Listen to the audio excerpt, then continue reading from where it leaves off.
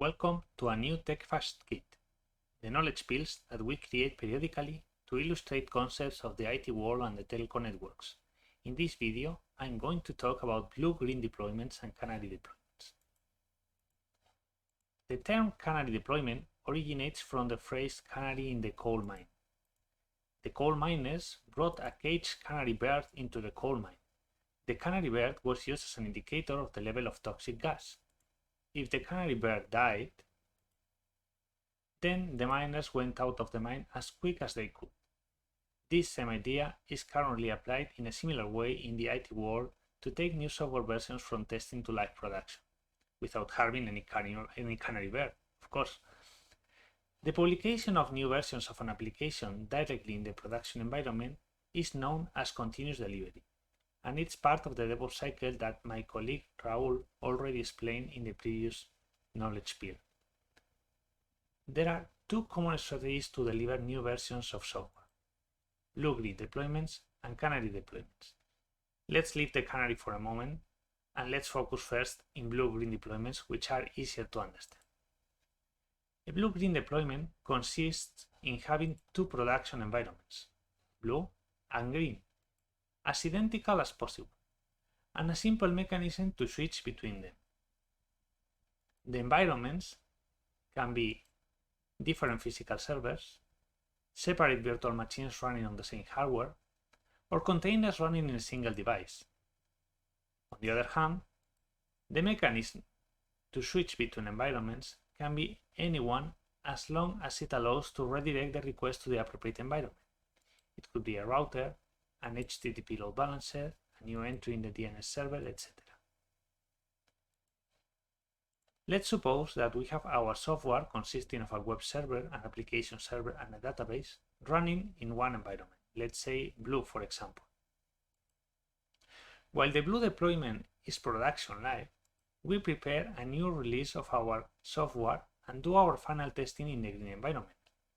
Once the software is working in the green environment and we are sure that the software is ready, we can switch to the new version so that all incoming requests go to the green environment.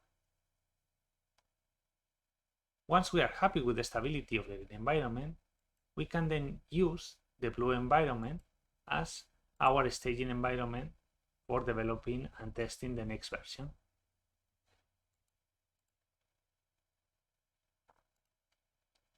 Both green and blue environments will be regularly cycling with every new version of the application, so that the production live environment will be alternately blue or green, and the other will be used as a staging environment for development and testing. One of the main advantages of blue-green deployments is that it gives you a rapid way to roll back. If anything goes wrong, you just switch the router to switch between environments.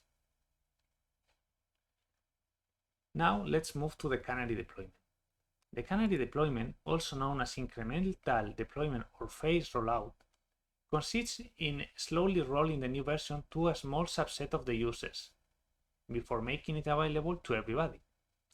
Those selected users are like the canary in the coal mine.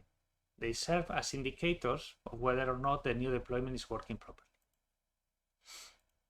As you gain confidence in the new version, new users are gradually incorporated until all the users in the end finally use the new version. As it happened with the blue-green deployments, if we find any issues, any problems with the new version, the rollback strategy is simply to reroute users back to the old version until we have fixed the problem. And now you might be thinking, who are those users, those selected users? Who are the canaries? Well, there are different strategies to choose which users will see the new version. A simple strategy is to use a random sample of the users. Another one could be to release the new version first to the employees of a company. We could make the decision based on regions or countries, or even we could follow a more sophisticated approach and to choose users based on their profile. There could even be a combination of two strategies. For instance, start with the employees of the company, then move to a subset of the end users, and finally activate it to all the end users. A very interesting use case is that this gradual activation can not only happen globally, but it could also be applied on a per feature basis. We could think of a new version of an application adding 3 new features, and these 3 features can be turned on and off gradually and can be gradually activated into specific groups of users, each feature. The benefits of Canary and blue-green deployments are clear. We test in a real production environment, users do not experience any downtime, and we can roll back in an instant in case there is any trouble. To end up, let me comment that both Canary and blue-green deployments are trending topics today mainly because of the success of Kubernetes and containers. Thanks to Kubernetes, it is extremely simple to have 2 versions of an application running over isolated containers and the same infrastructure.